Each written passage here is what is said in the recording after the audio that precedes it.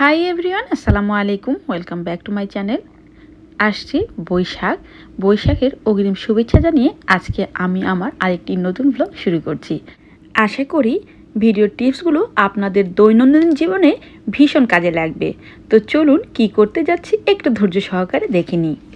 আপনারা সবাই কেমন আছেন? আমরা আলহামদুলিল্লাহ ভালো আছি। তো বৈশাখী উপলক্ষে এই দুইটা বড় ইলিশ গিফট এসছে। আর আজকে আমি আসলে একটা অন্যরকম ভিডিও করে আপনাদের দেখাবো যে আমরা দেখা যায় অনেকে তৌফিক থাকে, আবার অনেকে তৌফিক ছাড়া। এরকম হতেই পারে বাসাতে হঠাৎ করে গেস্ট আসলো কিন্তু মাছ বড় হলো না, বিশেষ করে ইলিশ মাছ। তো সেখানে প্রেস্টিজ ইস্যু হয়ে দাঁড়ায় যে এত ছোট মাছ কিভাবে সেই বিশেষ মেহমানের সামনে দিব। তো সেই সমস্যার সমাধান নিয়ে আজকের আমি ভিডিওটি করছি। তো আমার মাছগুলি যদি একটু বড় বড়, কিন্তু মানে আমি এই বড় মাছটাকেই ছোট মাছ হলে কিভাবে এটাকে বড় করে মানুষের সামনে বা মেহমানের সামনে আপনি পরিবেশন করবেন সেটাই আজকে দেখাবো। আমরা এখন এই যে বাংলাদেশের 1.5-2 কেজি ওয়ালা মাছ যেটা, সেটা কেটে দেখাবো যে কিভাবে ধরেন আপনার বাসায় মেহমান আসলো বা বাজার থেকে আপনার সাধ্য মতো মাছ আনতে পারলেন না, কিন্তু আপনার ইজ্জত বাঁচাতে হবে। তো সেই ক্ষেত্রে আপনারা যে কাজটা করবেন, মাছটা এইভাবে আমি খোসা ছাড়াচ্ছি না, কারণ আমরা এটা ফ্রোজেন করে রাখবো। মাথাটা তো আমরা আগে আলাদা করবই। তো মাছের মাথাটা আমরা প্রথমেই একটু অ্যাঙ্গেল থেকে কাটবো, তারপরে মাছের শেপ অনুযায়ী এই যে 1 আঙ্গুল রাখবো, 1 আঙ্গুল পরিমাণ মাছ কাটবো। ধরো একটু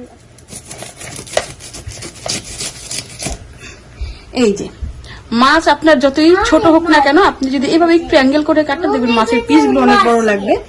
কারো বোঝার সাধনে আপনার মাছ কত বড় সাইজের ছিল।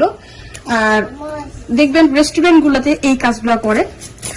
তারপরে বিশেষ করে করে মাওয়া ঘাটের ইলিশ ভাজা এটা করে, যে যদি আপনি রেডিমেডটা খেতে যান তখন দেখা যাবে যে ওরা এটা অ্যাঙ্গেল করে মাছ কাটা থাকে। আর আমি খোসা ফেললাম না, কারণ মাছটা আমি ফ্রোজেন করে রাখবো। আপনারা এটা ফলো করতে পারেন যে যখন মাছ ফ্রোজেন করে রাখবেন ফ্রিজে বেশ কিছুদিন, তখন খোসা ফেলবেন না, মানে আঁশটা ফেলবেন না। যখন খাবেন ঠিক তখনই আঁশটা ফেলবেন, তখন দেখবেন মাছের স্বাদ নষ্ট হবে না।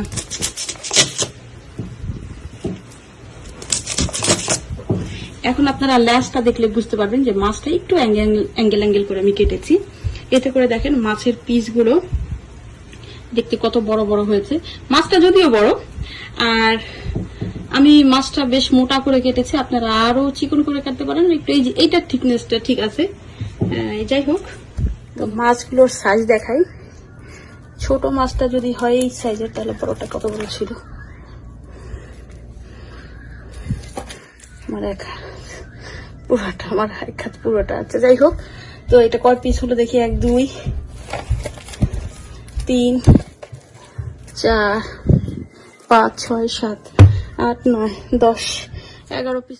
তো এতক্ষণ যারা ধৈর্য ধরে আমার ভিডিওটি দেখলেন তাদের অনেক ধন্যবাদ। আশা করি টিপসগুলো আপনাদের জীবনে কাজে লাগবে, আর কাজে লাগলে আমার সার্থকতা। তো আপনারা খুব ভালো থাকবেন। পরবর্তী ভিডিও দেখার আমন্ত্রণ জানিয়ে আজ এখানে বিদায় নিচ্ছি। আল্লাহ হাফেজ।